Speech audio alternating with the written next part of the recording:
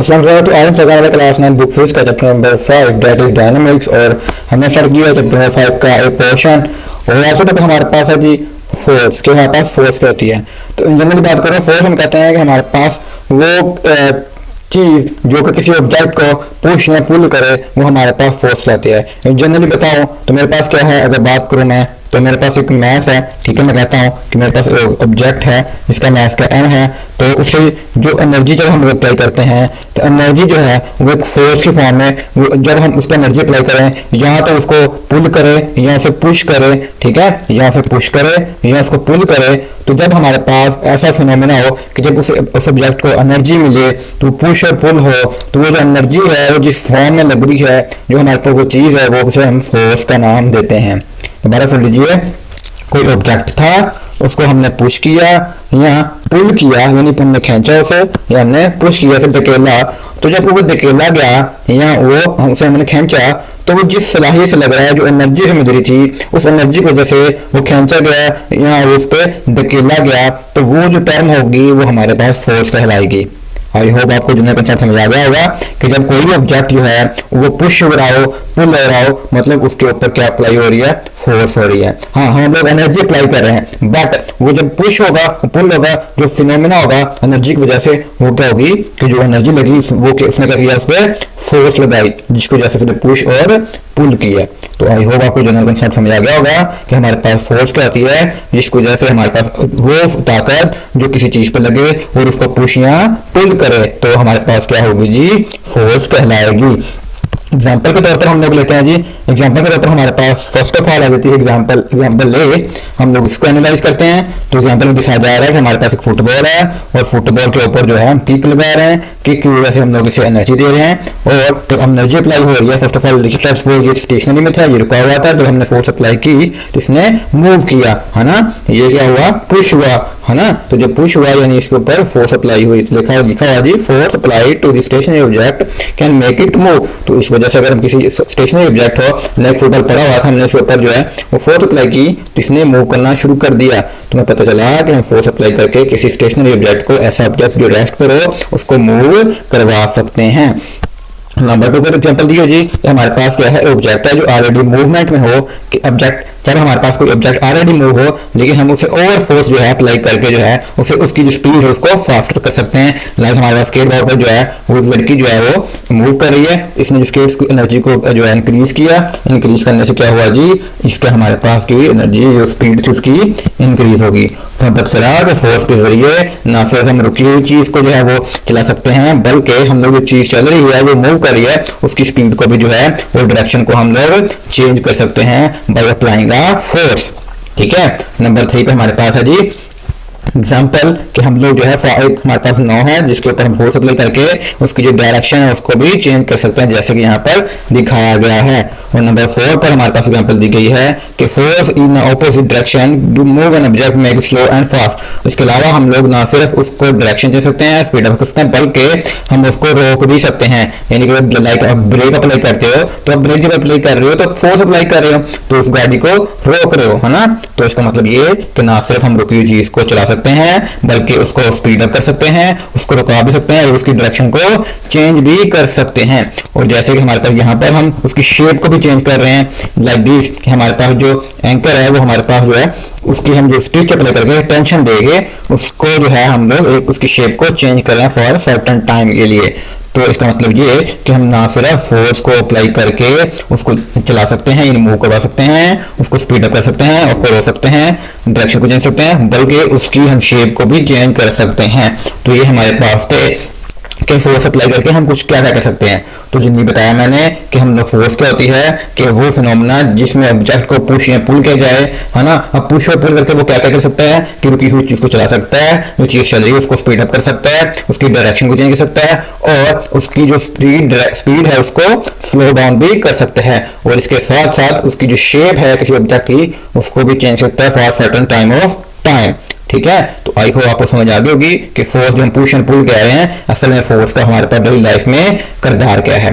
अब नंबर 3 एक चीज आती है कि जो हमारे पास फोर्स है हम उसको रिप्रेजेंट कैसे करते हैं। तो मेरा बेटा फोर्स हमारे पास एक वेक्टर क्वांटिटी है, तो हम पढ़ के हैं कि वेक्टर रिप्रेजेंटेशन हम लोग क्या करते हैं कि हमारे पास एक वेक्टर होता है जिसकी एक हेड होता है और उसकी जो है कि हमारे पास उसका एक लेंथ होती है। तो मेरा बेटा जो उसकी लेंथ होती है ये बता रही है, तो उसका मैग्नीट्यूड कितना है। लेट्स सपोज मैं कहता हूँ कि मेरे पास जो इसके ऊपर फोर्स लग रही है वो क्या 5 न्यूटन है, ठीक है। तो मैंने यहाँ पे इसका तीर बनाया यानी इसको वेक्टर रिप्रेजेंटेशन दी कि ये जो मेरी लेंथ है ये क्या है 5 न्यूटन है, और दिस वन जो है इसकी डायरेक्शन शो कर रहा है कि जो फोर्स लग रही है किस डायरेक्शन में लग रही है। लाइक दिस, अगर फुटबॉल की एग्जांपल लूं तो मैंने इसका वेक्टर रिप्रेजेंटेशन दी, तो मैंने कहा इसको मैंने 5 न्यूटन फोर्स अप्लाई की, ठीक है। तो ये हमारे पास जो लेंथ है ये इसका मैग्नीट्यूड क्वांटिटी बता रही है how much force is done on an object, जो फोर्स ऑब्जेक्ट पे जो फोर्स लगी है वो कितनी है, तो वो 5 न्यूटन थी। अब ये जो हेड है ना, इसका हेड, दिस वन हेड, ये रिप्रेजेंट कर रहा है किसकी डायरेक्शन क्या है, ठीक है। तो हम लोग जो है फोर्स को वेक्टर रिप्रेजेंटेशन से डिनोट करते हैं, और ग्राफिकली जब रिप्रेजेंटेशन देते हैं किसी फोर्स की तो हम वेक्टर्स का ही इस्तेमाल करते हैं। तो आई होप आपको समझ आ गई होगी। अब हम चलते हैं टॉपिक की तरफ, टॉपिक को रीड आउट करते हैं और टॉपिक को फाइनलाइज करते हैं। जैसे कि लिखा हुआ है यहाँ पे कि force is fundamentally described as a push और pull acting on an object. हमारे पास जो फोर्स होती है हमारे पास होती है फंडामेंटल बताती है कि इस चीज को किसी ऑब्जेक्ट पे लगने वाले पुश और पुल को, जो मैंने बात की कि फोर्स जनरली सिर्फ और सिर्फ जो बताती है वो क्या कहलाती है, जो ऑब्जेक्ट पर पुश हुआ है, जो पुल हुआ है वो हमारे पास क्या कहलाती है, फोर्स कहलाती है। When we kick a ball, ride a bike, जो फुटबॉल हम लोग फुटबॉल को किक करते हैं, हम लोग बाइक चला रहे हैं, you are using forces to make something move. तो हम लोग यहाँ पे फोर्सेस अप्लाई कर रहे हैं जिसको जैसे ये मूव कर रही है। It is a vector quantity क्योंकि ये हमें बता रही है उसके मैग्नीट्यूड के साथ डायरेक्शन बता रही है ना। देखो हम वेक्टर रिप्रेजेंटेशन में भी ये जो फोर्स है वो बता रही है पहले फोर्स की मैग्नीट्यूड कितनी फोर्स लगी और किस डायरेक्शन में लगी। तो जब कोई चीज जो है मैग्नीट्यूड के साथ डायरेक्शन बताए तो हमारे पास क्या होती है, वेक्टर क्वांटिटी होती है। और इसका ऐसे यूनिट हमारे पास क्या है, न्यूटन है, ठीक है। एक्चुअली में इसका जो यूनिट होता है ना जनरली वो हमारे पास होता है किलोग्राम मीटर पर सेकंड स्क्वायर, ये होता है, ठीक है। ऐसा होता है, एफ इज इक्वल होता है M according to Newton second of motion. तो मास का केजी होता है और एक्सेलरेशन होता है मीटर पर सेकंड स्क्वायर। तो हम जो इसका एक्चुअल यूनिट लेते हैं जो कर सकते हैं पर्सन के, क्योंकि ये फोर्स को जो था वो एक्सप्लेन किया था न्यूटन ने, तो that is why we use it as a unit as a Newton, जो कि हमारे पास किसके बराबर होता है, वो होता है किलोग्राम मीटर पर सेकंड स्क्वायर के बराबर होता है। वी विल डिस्कस लेटर, और इसका डिस्कस करेंगे लेटर। अगला जो हमारे पास चैप्टर 5 का पोर्शन बी है उसके अंदर उसको डिटेल के अंदर हम डिस्कस करेंगे। तो इन शॉर्ट आपको समझ आ गई कि हमारे पास जो फोर्स होती है वो क्या होती है, एक फंडामेंटली डिस्क्राइब करती है किसी चीज को, किसी ऑब्जेक्ट पर लगने वाले पुश या पुल को, ठीक है। और डिफिनेशन ऑफ फोर्स की जो फोर्स उसको इस तरह से रिप्रेजेंट करते हैं। तो एस्टिमेट हमने देखा है एरो ड्रा करके जो वेक्टर रिप्रेजेंटेशन देते हैं, ये ना जो पोर्शन होता है बता रहा था उसके मैग्नीट्यूड को और यहाँ पास उसके डायरेक्शन को। तो ये बताते हैं कि an arrow can be used to represent the forces exerting on an object. हम एरो का यूज करते हैं। The length of the arrow of line on a specific scale indicates the magnitude of the force। जो scale की specific scale हम लोगों ने बनाया होता है उसका मैग्नीट्यूड को रिप्रेजेंट करा होता है। The arrow head denotes the direction of the force, और जिसका हेड होता है वो उसकी डायरेक्शन को शो कर रहा होता है। The arrow touch the object to show where the force is applied, और जो एरो जिस जगह पर लग रहा होता है वो उसको बता रहा होता है कि लाइक दिस, और वो किस जगह पर फोर्स उसकी अप्लाई हो रही है, लाइक दिस और दिस वन हमें बता रही है कि जो फोर्सेज हैं वो किस जगह पर अप्लाई हो रही हैं, ठीक है। अब ये हमारे पास थी रिप्रेजेंटेशन ऑफ फोर्स। अब उसके कुछ इफेक्ट्स हैं कि जो फोर्स अप्लाई होती है उसको जैसे क्या क्या होता है। कहता है force can be several effects on object, many forces effect the motion of an object and object for instant, उसके मोशन को करता है लाइक के by making it speed up करके, स्पीड डाउन करके, चेंजिंग डायरेक्शन, उसकी डायरेक्शन चेंज करके। Force can also be change an object shape, और जो फोर्स है वो हमारे पास उसकी शेप को भी रिप्रेजेंट करते हैं, जैसे कि हम लोग ऑलरेडी डिस्कस कर चुके हैं। मतलब उसकी स्पीड को अप कर सकते हैं, स्पीड मतलब उसकी स्पीड चला सकते, मूव करा सकते हैं, उसकी स्पीड को अप कर सकते हैं, उसकी डायरेक्शन को चेंज कर सकते हैं, उसको स्लो डाउन कर सकते हैं, उसकी शेप को चेंज कर सकते हैं। और एट दिन बात करूं तो हम लोग फोर्स को देख नहीं सकते but we can feel it. Like अगर मैं बताऊं वैसे तो ये मैं बात नहीं करूंगा, आपको कुछ धक्का रहता है, ठीक है, लाइक आपको फिर मुंह पे स्लैप लगाता है, थप्पड़ मारता है, तो आपको वो फोर्स नजर तो नहीं आती हुई बट आपको महसूस जरूर होती है, ठीक है। ये जनरल मैंने बात की तो आपने उसको सीरियस नहीं लेना। इन जनरली बताने के लिए एक डेली लाइफ की, लाइक आपको पुश करता है, आपको धक्का देता है तो आपके ऊपर फोर्स अप्लाई होती है, ठीक है।